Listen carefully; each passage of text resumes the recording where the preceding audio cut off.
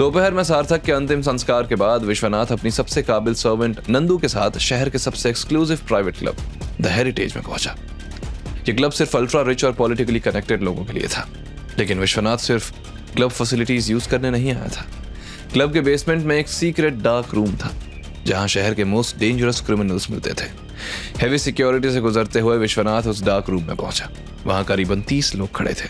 सभी के चेहरे पर कई स्कार्स थे जो उनके पास्ट की कहानी कह रहे थे। उनका शरीर मस्कुलर था और उनकी आंखों में ऐसी शातिर ठंडक थी जो सिर्फ प्रोफेशनल किलर्स में होती है।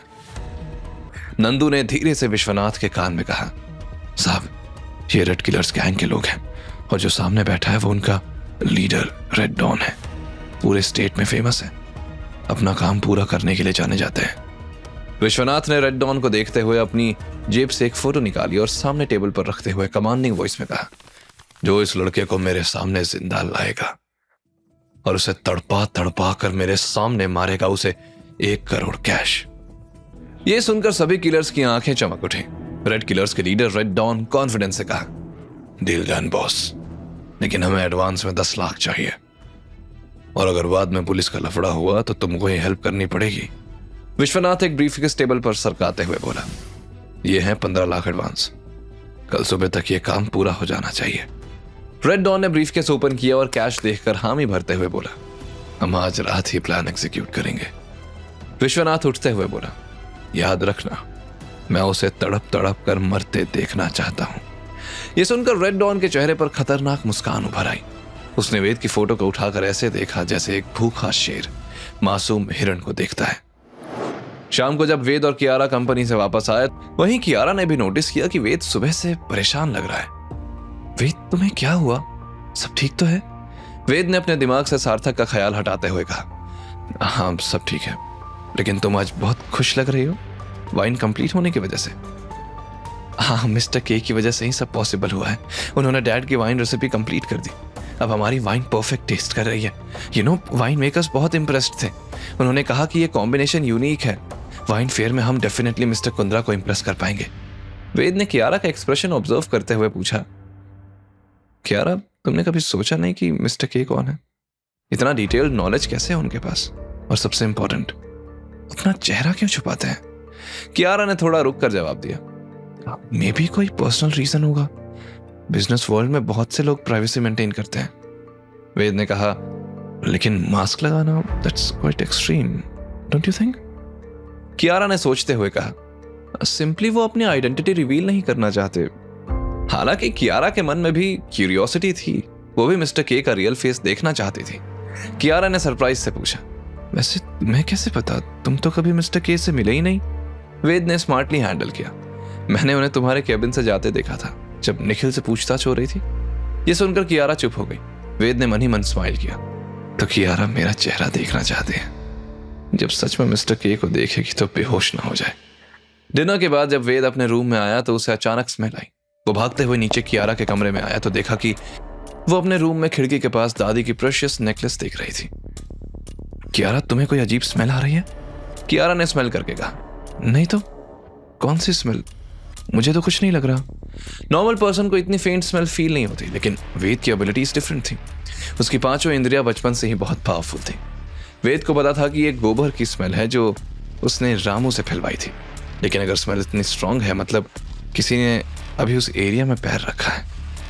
कियारा, तुम यही रहो, मैं अभी आता हूं। वेद ने सीरियस टोन में कहा, कहां जा रहे हो इस टाइम? वेद जवाब दिए बिना तुरंत नीचे गया और गबीना को आवाज लगाई, गबीना। गबीना ने अपने टिपिकल हरियाणवी आवाज में कहा, वेद बाबू, के बात से? गबीना, कियारा का ख्याल रखना, मैं थोड़ी देर में आता हूं। गबीना ने कंसर्न होकर पूछा, अरे बाबू, इतने रात कौन जावे से? के काम से बाहर? गबीना, जो कह रहा हूं वो करो, कियारा को अकेला मत छोड़ना। यह कहकर वेद बाहर निकल गया और कंपाउंड वॉल की तरफ बढ़ने लगा। उसकी नाक में तेज गोबर की स्मेल आ रही थी, जिसे उसने रामू काका से पूरे एरिया में फैलवाया था। वेद ने मन में सोचा, परफेक्ट, मेरा बायोलॉजिकल अलार्म सिस्टम काम कर रहा है। अब देखता हूं कौन है जो उस बदबू से भरे गोबर की झील में कूदे हैं। उसी वक्त जो किलर्स कंपाउंड की दीवार फांद कर अंदर घुसे थे, वो सब गोबर में धंसने से सन्न रह गए। तब एक आदमी ने नाक सिकोड़ते हुए बोला, गोबर, पूरा एरिया में गोबर है, छी, यहां भैंस का तबेला है क्या? तभी दूसरे ने कहा, इतने महंगे विला में तबेला? अबे कभी तुमने देखा है कि किसी विला के आंगन में गोबर फैलाया गया हो? ये पागलपन नहीं है तो और क्या है? बाकी लोग भी एक दूसरे की तरफ देखकर नाक पकड़ रहे थे। उनका बॉस रेड डॉन खिसियाते हुए बोला, ऐसे तो बदबू सब तरफ फैल जाएगी और मैं ऐसी गंदगी में नहीं रह सकता। तब एक और किलर ने चिढ़ते हुए कहा, हाँ यार, मैं तो सोचा था कि धमाकेदार एंट्री करेंगे, ये तो बदबूदार एंट्री हो गई। अभी दूसरे गैंग को पता चलेगा तो अपना नाम खराब हो जाएगा। तब एक बोला, हाँ बॉस, एक काम करते हैं, अपन वापस चलते हैं, कपड़े बदलकर फिर दूसरी तरफ से आएंगे। सबने सहमति में सिर हिलाया क्योंकि किसी से गोबर की बदबू बर्दाश्त नहीं की जा रही थी। उन्हें देखकर रेड डॉन ने अपने गोबर से सने बूट्स की तरफ देखा और हामी भरते हुए कहा, ठीक है चलो। वो सब लोग गोबर में फिसलते हुए दीवार की तरफ लौटने लगे, लेकिन जैसे ही वो दोबारा चढ़ने का सोच रहे थे, पीछे से एक आवाज सुनाई पड़ी, कैसा लगा मेरा स्वागत? खुशबू अच्छी लग रही है ना? आई होप स्वागत में कोई कमी नहीं लगी। सभी किलर्स आवाज सुनकर शॉक्ड रह गए। उन्होंने पलटकर देखा तो सामने वेद खड़ा था।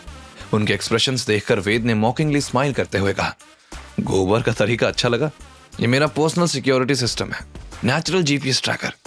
दूसरे किलर ने कंफ्यूज होकर पूछा, जीपीएस ट्रैकर? वेद ने कंधे उचकाते हुए कहा, अरे अब जहां भी जाओगे स्मेल तुम्हारे साथ जाएगी। एक किलर चिल्लाया, ये क्या बदबू फैलाई है तूने? गोबर का धंधा करता है क्या? दूसरा किलर मराठी में बोला, अरे यार, हमला कर देता है जल्दी से, मला या गुठा मड़े उल्टी येता है। लेकिन वेद अभी भी बड़े आराम से उन्हें देख रहा था। वेद को ऐसे निडर देखकर लीडर ने गन निकालते हुए कहा, बहुत स्मार्ट बनता है, आज तेरी सारी स्मार्टनेस निकाल देंगे। वेद ने हंसते हुए जवाब दिया, गन्स रियली? इतनी आवाज करोगे तो पूरा मोहल्ला जाग जाएगा, फिर पुलिस मीडिया सब आ जाएंगे। और अभी तुम लोगों के बूट से इतनी स्मेल आ रही है कि फोरेंसिक एक्सपर्ट्स को एविडेंस कलेक्शन में बहुत हेल्प मिलेगी। एक किलर ने फ्रस्ट्रेटेड होकर कहा, तो क्या करें, पहले बूट साफ करें? वेद ने sarcastic टोन में जवाब दिया, हाँ पहले अपने बूट साफ कर लो, मैं चाय पानी का इंतजाम करवाता हूँ। वेद की ऐसी बातें सुनकर रेड डॉन का पेशेंस खत्म हो गया था। वो भड़कते हुए बोला, बहुत बकबक करता है रे, अभी तेरा मुंह बंद करता हूं मैं। एक किलर हामी भरते हुए बोला, हाँ भाई, इसको इसी गोबर में डुबा के पीटेंगे। अब बाकी किलर सीरियस हो गए और उन्होंने अपने हथियार निकाले, लेकिन गोबर की वजह से ग्राउंड स्लिपरी थी। जैसे ही वो आगे बढ़े, एक एक करके सभी फिसलने लगे। वेद ने हंसते हुए कहा, गोबर स्केटिंग नहीं आती क्या? प्रैक्टिस करनी चाहिए थी। अब वेद ने पहले सबसे पास वाले किलर को टारगेट किया, एक परफेक्ट अपरकट से मुक्का मारते हुए उसे बेहोश कर दिया। तब रेड डॉन अपना बैलेंस बनाते हुए बोला, ये लड़का बहुत स्मार्ट है, सब मिलकर हमला करो। वेद ने कंधे उचकाते हुए कॉन्फिडेंस से कहा, बस इसी बात का तो इंतजार था। अब सभी बचे हुए किलर्स गोबर के स्लिपरी एरिया से बाहर आकर एक साथ वेद पर टूट पड़े, लेकिन वेद किसी ट्रेन फाइटर की तरह किलर्स के वार से बचते हुए किलर्स को मार रहा था। ये किलर्स भले ही लोगों के लिए बड़े 30 मार खा थे, लेकिन वेद जिसने बचपन से ट्रेनिंग की थी, उसके लिए अंडरवर्ल्ड के गुंडों को खत्म करना बाएं हाथ का खेल था।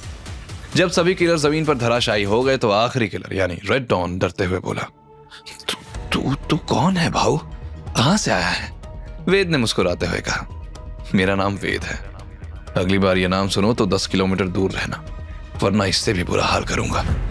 आगे की कहानी जानने के लिए देखें अगला एपिसोड सिर्फ पॉकेट एफएम के YouTube चैनल पर, और के फॉर किंग के सारे एपिसोड्स को सुनने के लिए डिस्क्रिप्शन में दी लिंक से डाउनलोड करें पॉकेट एफएम ऐप।